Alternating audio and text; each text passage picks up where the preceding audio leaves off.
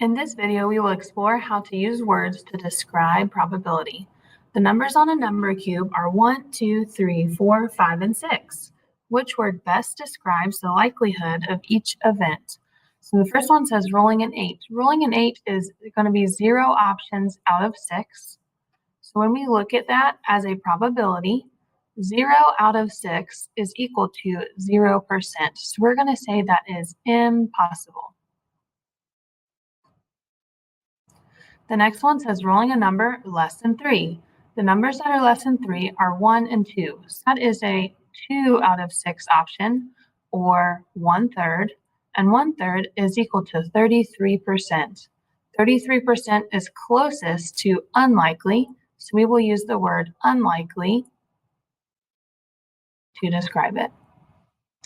Rolling an even number happens an even amount of time because there are 3 even numbers out of a total of 6, 2, 4, and 6.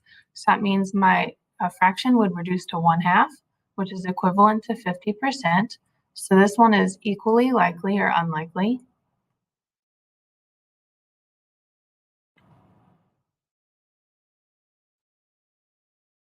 And then the last one, rolling a number less than 6, that's going to be the numbers 1, 2, 3, 4, 5. So that is 5 out of 6.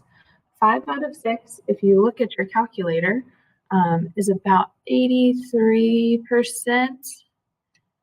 It does repeat, so we're just going to round it to about 83%. And that would be closest to likely. Obviously, if you get something that's 100%, then that would be equivalent to certain.